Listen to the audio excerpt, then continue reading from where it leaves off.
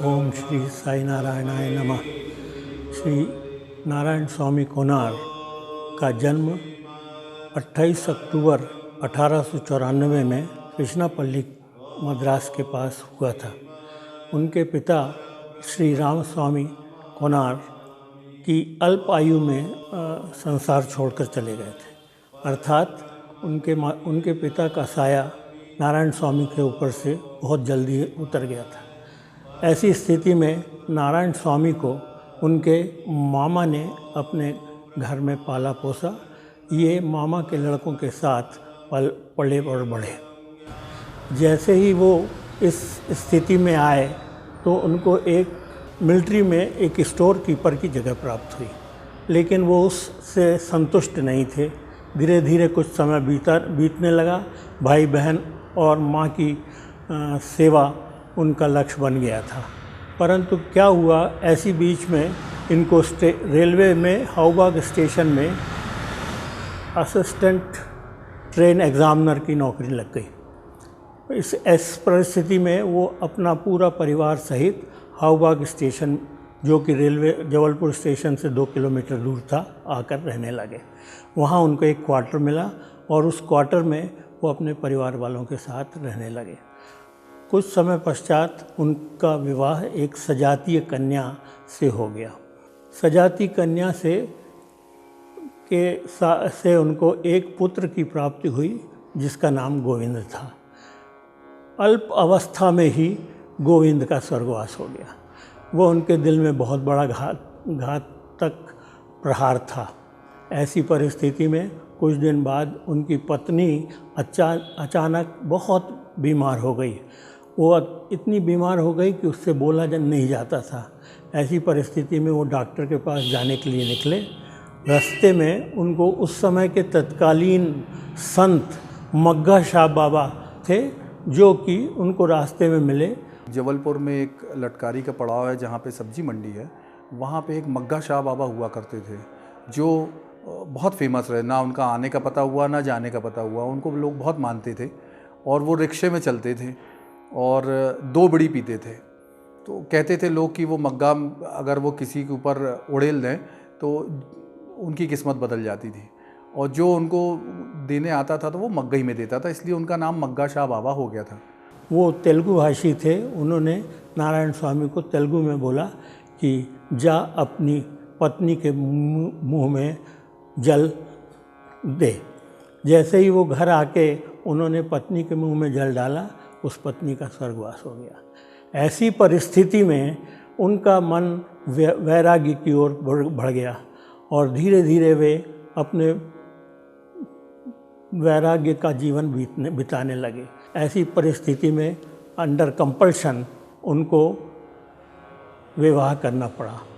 विवाह में एक उनकी पत्नी, जिनका नाम सावित्री देवी था, जेलर की कन्या थी और इस कारण से वो संपन्न परिवार में पली बढ़ी थी।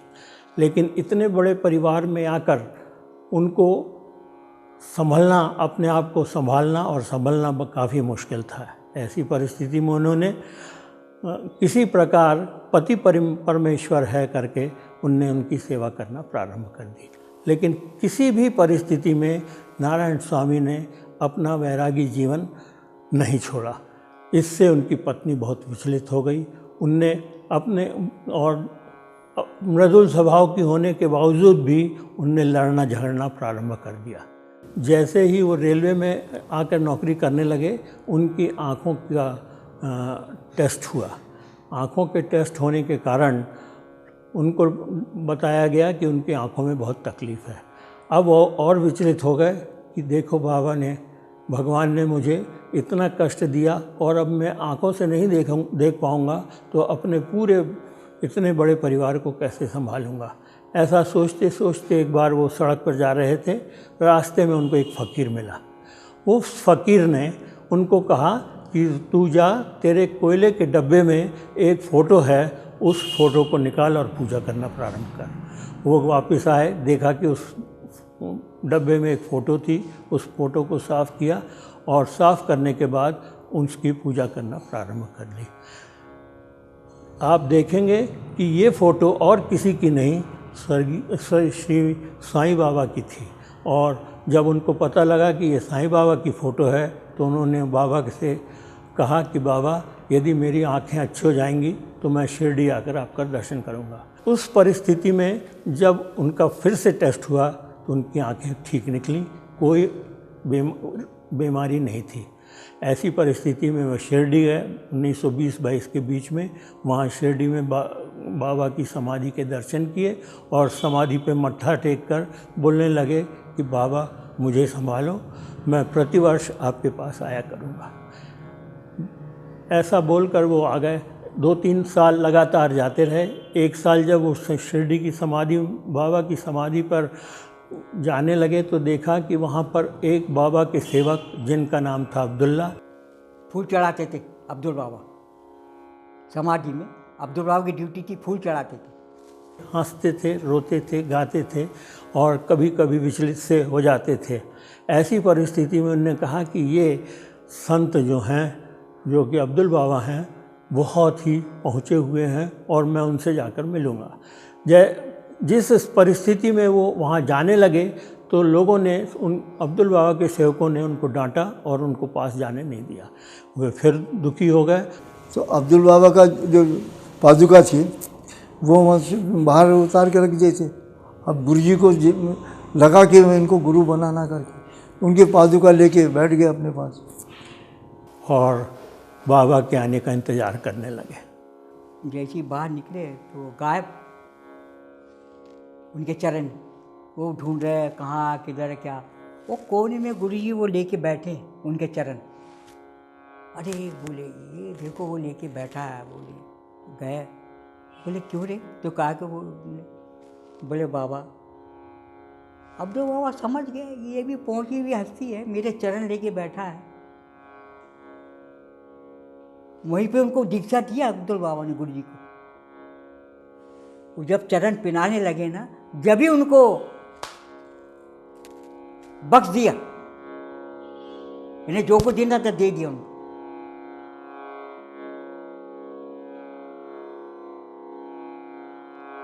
अब्दुल बाबा उस समय एक झोपड़ी में रहते थे। झोपड़ी में ले जाकर उसको अपने साथ कुछ दिन रखा। और वो दिन है, और जब तक वो रहे हैं, जब जब शिरडी जाते थे तो वो गुरुदेव हमेशा अब्दुल बाबा की कुटिया ही में सोते थे। अब्दुल बाबा ऊपर सोते थे और नारायण बाबा हमारे गुरुदेव नीचे सोते थे। और जब गुरुजी बताते थे, गुरुजी जब अब्दुल बाबा से बात करते थे तो अब्दुल बाबा धीरे बात करो, बाबा जग रहे हैं, धीरे बात करो, बाबा सो रहे हैं, धीरे बात करो। ऐसा गुरुजी को मना करते थे और उनके साथ में बातचीत होती थी। अब्दुल बाबा तो पहुंची हुई हस्ती थी सर। वो तो बाबा से डायरेक्ट कांटेक्ट था उनका, और फिर उनके चेले गुरुजी थे। एक बार ऐसे ही परिस्थिति में उन्होंने शिरडी गए और शिरडी में जाकर उनके झोपड़ी में सो गए। 4 बजे उठे गुरुजी, देखो तो अब्दुल बाबा ने, तो गुरुजी समझे गए वहीं करीब 1 घंटा हो गया। 5 बजे लौटे, तो 5 बजे लौटे तो देखे कपड़े इनके गीले फीले। तो पूछे बाबा आप इतने, बाबा बुलाए थे मेरे को, मैं गया था वहाँ। बोले आ रहा हूँ, बोले बस इतनी बोल के चुप हो गए। गुरुजी समझ गए ये 4 बजे गोदावरी गया था। बोले गोदावरी, वहाँ बाबा बुलाए थे बोले मेरे को। गोदावरी नदी है ना सर, शिरडी से कितनी दूर पे है ये पता नहीं अपने को। वहाँ से मैं आ रहा हूँ, बोले गुस्सा वुस्सा करके सब नमाज पढ़ के, बाबा मैं इधर आ गया। बोले गुरुजी को बोलते प्रतिदिन स्नान के लिए गोदावरी जाते थे और वो सशरीर जाते थे और वहाँ सशरीर पहुँच जाते थे, किसी को पता नहीं लगता था। स्नान ध्यान करके वो वहाँ से वापस आते थे। कैसे कैसे लोग थे साहब। और उनके शिष्य थे अपने नारायण स्वामी कोनार। हमने कोनार बाबा के बहुत सारी चमत्कार के बारे में पढ़ा है, सुना है कि कैसे उनका अब्दुल्ला बाबा से वो हुआ, कैसे उनने अब्दुल्ला बाबा का जूता वो कर लिया। गुरुजी के पास जो चीज़ थी तो अब्दुल बाबा की दी हुई चीज़ थी, और वो चीज़ ऐसी साहब कि उसको बड़े पाक किससे साहब, यानी बड़े शुद्ध शुभ, अपन लोग को शुद्ध शुभ्रम बोलते हैं, अपनी भाषा में। और उन लोग भी बड़ा पाक वाक वजू वजू ये वो जो भी उनके धर्म के अनुसार वैसा उनको वो रहना पड़ता था साहब। और गुरुजी बिल्कुल वैसे ही बाकायदा वजू होता था गुरुजी का आरती के पहले, हम लोग खुद देखते थे गुरुजी का वजू होता था। वजू करके आके सब करके फिर यहाँ खड़े होके फिर वहाँ चलो यार बोले, फिर वो लोबान वहाँ जला के फिर आरती होती, क्योंकि वो एडाप्ट करना पड़ता था ना। जब आपने उनको गुरु मान लिया तो तुमको एडाप्ट करना पड़ेगा। जैसे अपने गुरु जी अपने को जो बता अपने को एडाप्ट करना पड़ेगा सर।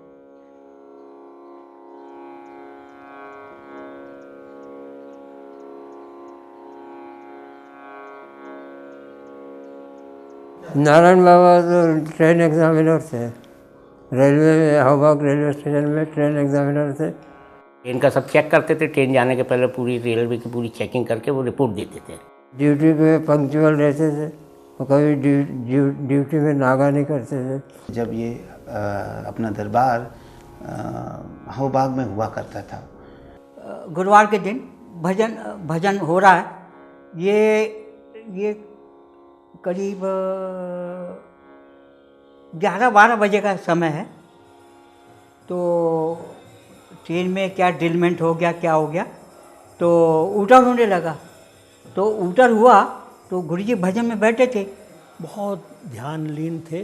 और उस समय वैसे नारायण स्वामी अपने ड्यूटी के बहुत पक्के थे, कभी रुकते नहीं थे। लेकिन उस दिन वो इतने ध्यान मग्न थे कि उनको अपना शरीर का भान नहीं रहा। पूजा में इतने मग्न थे बाबा की कि उनको ये याद नहीं था कि टाइम हो गया है। और वो जब उनको पूजा से फ्री हुए तब उनको याद आया कि मैं अपनी ड्यूटी मिस कर दिया हूँ। तो ऊटर हुआ तो अब भाई अब सब बैठे थे तो ऊटर हुआ। तो फिर गुरुजी उठे, बोले यार आप लोग भजन करिए, ऊटर हो रहा है, वो कोई ड्रिलमेंट हुआ, मैं अभी आता हूँ 10 मिनट से। बोले आप लोग भजन चालू रखिए। और गुरुजी ड्रेसअप हो गए, सब पहन लिए। ये ठंड के दिन थे साहब, सर्दी के दिन थे, विंटर का सीजन था। सब पहने उन्हें और हाथ में लेके चले। तो गुरुजी चले वहाँ पे, तो वो लालटेन लेके तो पूरा स्टाफ हमारा तो हो चुका था। सब जो ट्रीटमेंट था जैसा कुछ हो वो सब चलते। और गुरुजी जी हेड ट्रेन एग्जामिनर थे, नारायण स्वामी कोनार हेड ट्रेन एग्जामिनर। ये अगर सर्टिफिकेट दिए जब ही ये ने वो ओके होगा, नहीं तो कुछ नहीं होगा। तो वहाँ गए तो पूरा स्टाफ बोला सर आप फिर से क्यों आ गए? बोले फिर से क्यों आ गए? बोले आप अभी तो गए सर, ये सब हो गया, ये देखिए आपके दस्तखत हर सब ये पूरा सब हो गया, सब ओके हो गई, सब हो गया। कुछ शांत हो गए।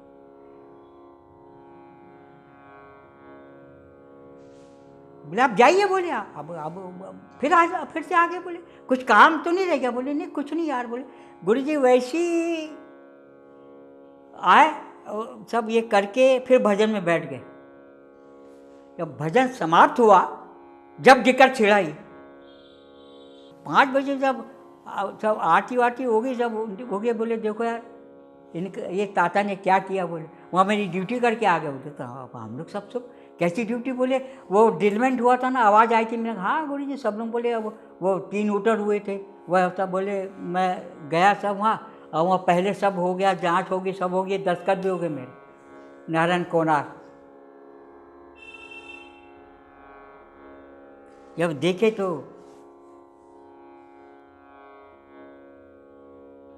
आँख से आंसू आ गए। इसका मतलब ये था कि स्वामी जी की जगह स्वयं बाबा ने ड्यूटी निभाई और किसी को ये पता नहीं लगा कि नारायण स्वामी नहीं आए। ये सर उनकी भक्ति का ये था सर, उनकी भक्ति की शक्ति थी ये। अपन कहाँ साहब उनके कुछ, अपन तो उनके चरणों के वही है। देखिए कैसा कैसा है इन्हें बाबा के साथ में करिश्मा।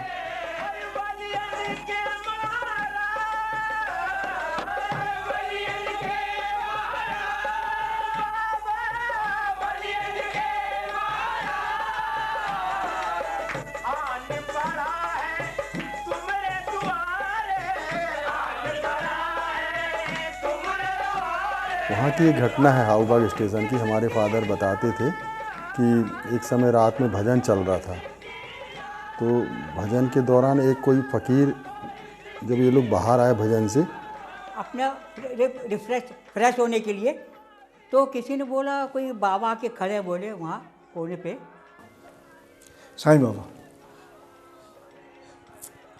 बाबा ही थे। अब हम लोग तो लड़क बुद्धि छोटे थे उस वक्त, रत्नम बहुत मजाकी था। उस समय एक नादान कव्वाल थे साहब जौनपुर में, उनकी डेथ हो गई, तो वो गा रहा था कि ये नादान आग तुझे पहचान नहीं सके करके। तो वो बाबा क्या बोलते, तूने क्या कौन सा गाना गाया था रे, वो ये नादान आग पहचान नहीं सकते। जैसे ही ये लाइन उसने बोली, कब्बाल चुप हो, फिर से इस बात को बोल। जब से फिर से उसने रिपीट किया तो उसको थोड़ा डाउट हुआ नारायण को, कि कब्बाल को, नादान को, कि ये ज़रूर कुछ है। सही में तुम लोगों ने पहचान नहीं लिया, और बैठे हैं खुद बोल रहे, तहमत पहने, कुर्ता पहने, अच्छे हाइट है साहब तगड़े से, तो बोले बीड़ी निकालो। तो उसने नादान ने बीड़ी निकाल के दिया, बोले एक नहीं, एक और निकाल बोले, तो 2 बीड़ी जला के दिया उनको। तो वो नादान कव्वाल ने वो बीड़ी, उनकी बीड़ी अपने मुंह में लगा ली, अपनी बीड़ी फेंक दी। तो उस बीड़ी का चमत्कार ये हुआ कि वो बहुत बढ़िया शायर हो गए, अच्छा लिखने लगे और गाते भी अच्छा थे। जैसे ही वो फ़कीर आकर उस कमरे में बैठा, लोगों को उनके ऊपर से बहुत बांस आने लगी, कुछ लोगों को, सभी तो नहीं, कुछ लोगों को बांस आने लगी। तो उन्होंने स्वामी जी से आके बोला कि गुरुदेव ये बहुत बांस मार रहे हैं, इनको बाहर करिए। तो गुरुदेव ने कहा मुझको तो नहीं आ रही है, मैं नहीं कि इनको बाहर कर सकता। और इस प्रकार बहुत लोग एक के बाद एक उठ के जाने लगे। उसके बाद वो माता जी मना कर रहे थे, कहाँ बाबा जी को यहाँ बुला लिया, बैठा लिए करेंगे। अपनी भाषा में बोले अरे बोले तुम किनको ये कर रहे, बोले वो पता नहीं लोग बोले दोंगा है ऐसा वैसा, तेलुगु में दोंगा ने चोर को, वो दोंगा है ऐसा वैसा। तो गुरु जी तो समझ गए, बोले दोंगा फोंगा कुछ नहीं है। और तो बाबा क्या बोल रहे, मैं दोंगा उंगा नहीं बोले, तू थोड़े दिन की मेहमान, तू को चले जाएगी बोले यहाँ से, वो बाबा बोल रहे अम्मा को। फ़कीर ने कहा कि नारायण, मैं आज की रात इसी कमरे में बिताना चाहता हूँ। तो नारायण का कहना था कि मैं तो यहाँ किसी को तभी अलाउ करता हूँ जब मुझे वो पाँव दबाने का मौका दें। तो वो फ़कीर तैयार नहीं हुए पैर दबाने के लिए, बोले नहीं नहीं नहीं, मैं किसी से पैर नहीं दबाता। तो उन्होंने कहा कि नहीं नहीं, मैं तो बिना पैर दबाए नहीं छोड़ूंगा आपको। तो फिर उन्होंने थोड़ा सा ऐसे ही अनिच्छा जाहिर करते हुए, अच्छा अच्छा ठीक है चल, बहुत जिद्दी, बोले दबा ले थोड़ा सा। तो नारायण बाबा ने उनके पैर दबाए। 5 बजे मेरे को जगाना बोले, मेरे को जाना बोले कचेरी वाले बाबा के पास। गुरु जी से बोल रहे बाबा जी। तो उतने में क्या हुआ, ये अम्मा आके ताला लगा दी दरवाजे को बाहर से। गुरु जी बैठ के सो गए 5 बजे। जब 5 बजे गुरु जी देखो ताला लगा, अब गुरु जी खूब नाराज हो रहे, कहाँ था, तो अम्मा ताला लगा दी थी। वो चाबी लेके गुरु जी जैसा ताला खोलते तो वहाँ कुछ नहीं, गायब।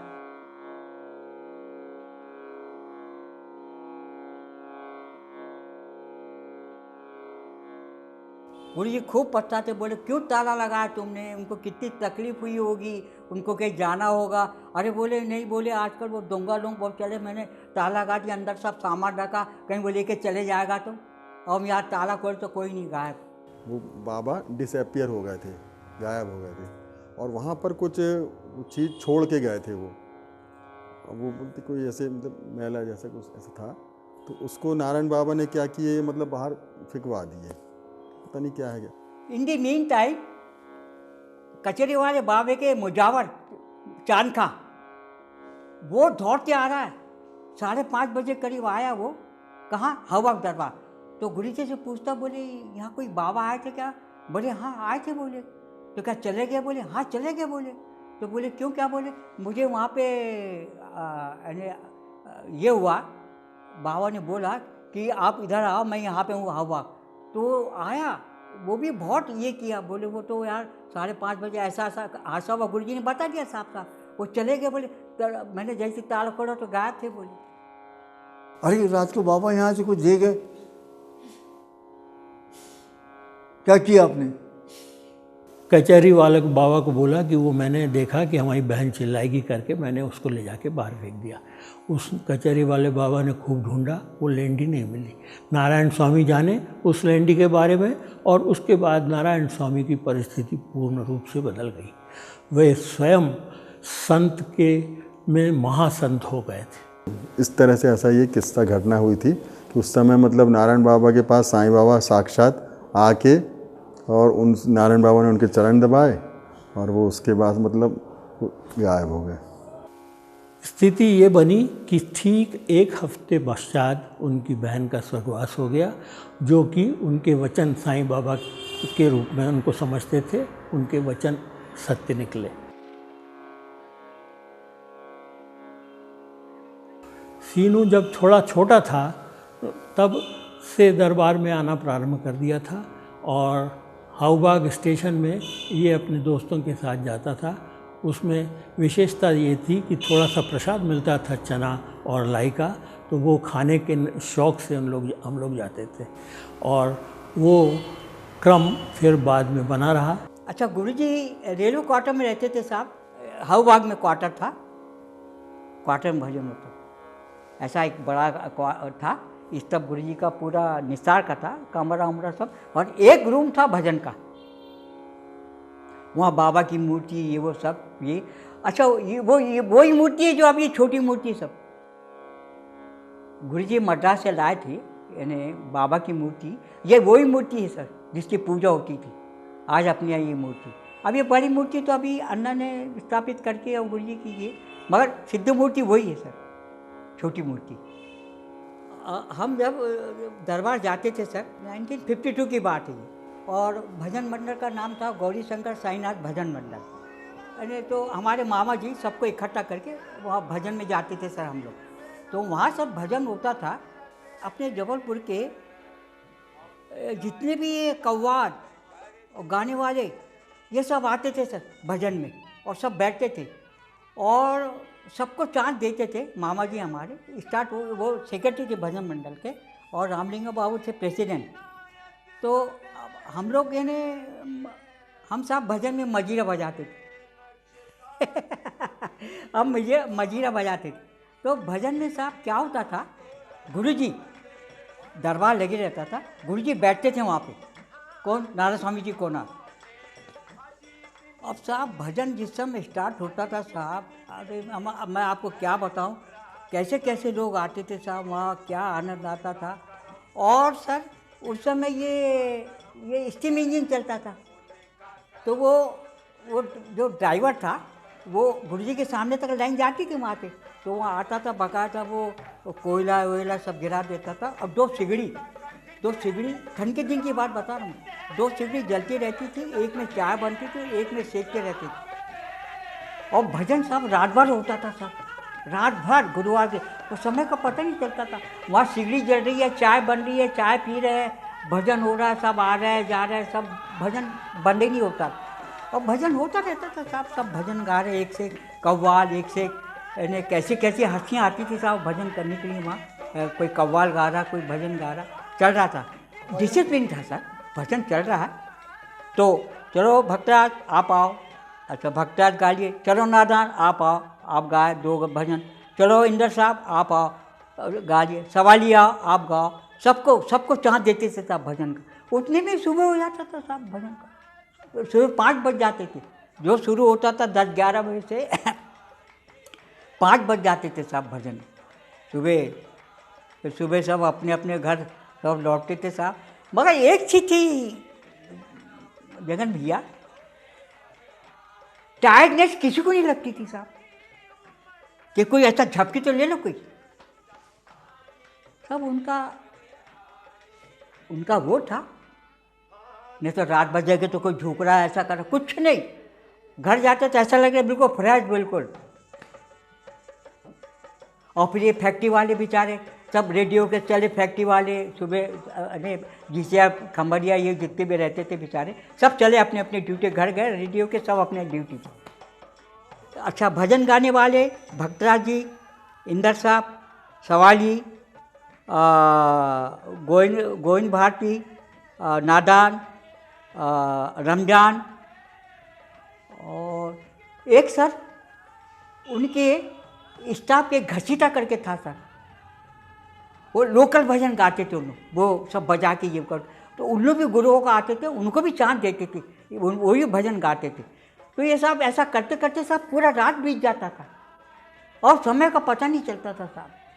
सबको मौका मिलता था, आओ गाओ, सब तो चाय बंदी पी रहे, और 5 बजे ठीक आरती होके सब। उस समय जगन भैया जबलपुर में इतनी ठंड पड़ती थी सर, हम लोग हाफ पैंट कमीज पहन के रहते थे, ऐसा कोकर के जाते थे, इतनी ठंड पड़ती थी। सुबह 5 बजे, हाँ घर 5 बजे बियन होके घर जाते थे सर। जब भजन से लौटते थे तो ये सब ये पुलिस वालों की ड्यूटी रहती थी, उस समय स्ट्रिक्ट बड़ा था। अरे बोले यार, ये बोले हवा भजन वाले आ रहे बोले, तो बोले तो हम लोग सब प्रसाद रखे रहते थे। अरे भैया हम लोग ये प्रसाद, वो पुलिस वाले प्रसाद लेके खाते थे साहब, उनको मालूम है हर गुरुवार को भजन होता कर। उस समय स्ट्रिक्ट भैया, कहाँ जा रहे हैं कहाँ आ रहे, वो कभी नहीं बोलते थे, उनको मालूम भजन से आ रहे हवा में, बाबा का दरबार है। वो पुलिस वाले भी जानने लगे थे सब।